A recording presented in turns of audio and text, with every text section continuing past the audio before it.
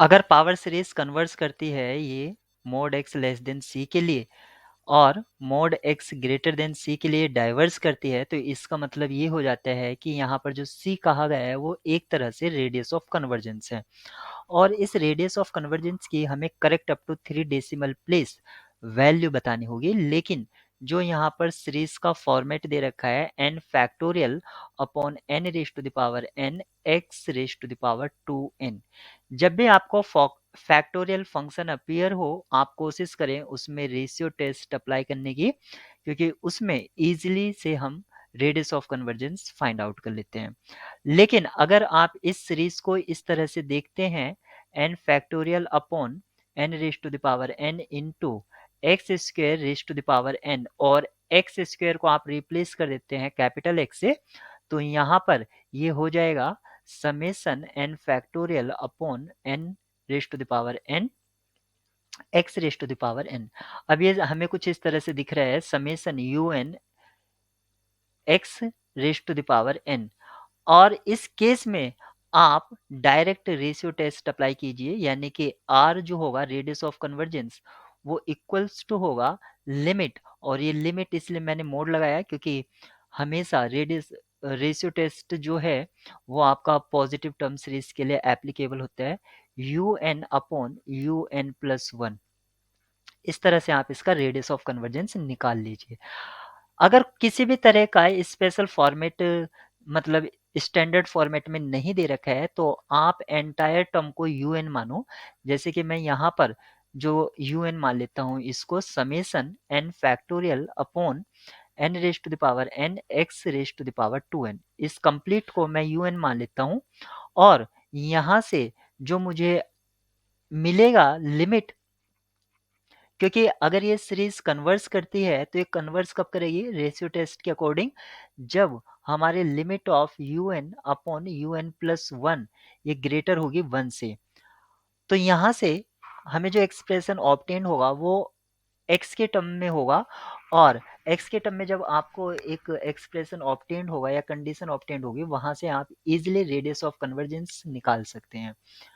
यहाँ से हम यही फॉर्मेट अप्लाई कर रहे हैं, तो ये हो जाएगा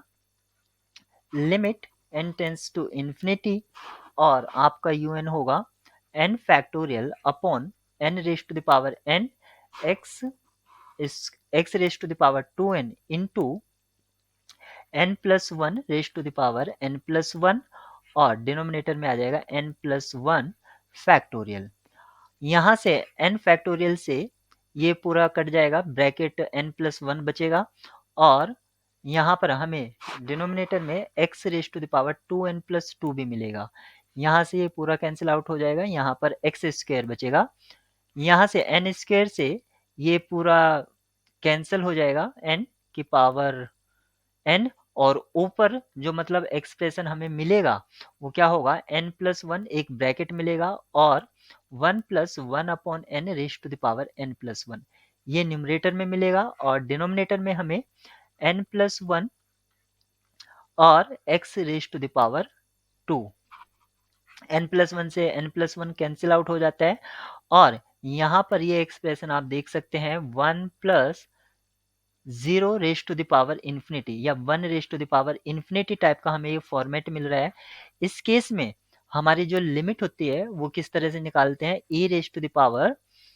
F x into g x, यानी कि n plus one upon n, और यहाँ से डिनोमिनेटर में तो एक्स स्क्वायर चल ही रहा है, ये लिमिट हो जाएगी equals to e raise to the power one plus one upon n upon x square, और n आपका इन्फिनिटी को टेंड्स कर रहा है तो ये हो जाएगा e अपॉन एक्स स्क्वायर। अब ये कन्वर्स तब करेगी जब ये ग्रेटर देन वन होगा। इससे हमें ये पता चलता है कि एक्स स्क्वायर लेस देन ई, एक्स स्क्वायर लेस देन ई, यानी कि यहाँ पर जैसे कि मैं बता रहा था कि सीरीज को आप एक्स स्क्वायर टाइप से लिख लीजिए, तो यहाँ पर इसका radius of convergence R e आ गया है। लेकिन आपसे पूछा गया था x mod x less than c, तो यहाँ पर क्योंकि x square less than e है तो मोड एक्स भी आपका सी से लेस होगा, तो सी का यहाँ पर जो वैल्यू है, सी एक तरह से आपका रेडियस ऑफ कन्वर्जेंस है, वो आपका ई होगा। तो ये पावर सीरीज कन्वर्स करेगी जब mod x square less than e होगा, और ये डाइवर्स करेगी जब mod x square greater than e होगा। ये जो पावर सीरीज है mod x square less than a के लिए कन्वर्स करेगी और mod x square greater than a के लिए डाइवर्स करेगी। लेकिन हमसे पूछा गया था कि मोड एक्स लेस देन सी का वैल्यू, तो यहाँ से अगर मैं इसको यूज करता हूँ तो mod x square less than e, और ई की जो वैल्यू होती है अप्रोक्सीमेट 2.718 ये होती है।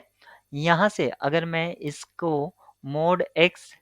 Less than square root of, क्योंकि मोड फंक्शन है वो हमेशा पॉजिटिव वैल्यू देगा, तो आप स्क्वायर को आउटसाइड भी ले सकते हैं। तो मोड एक्स स्क्वायर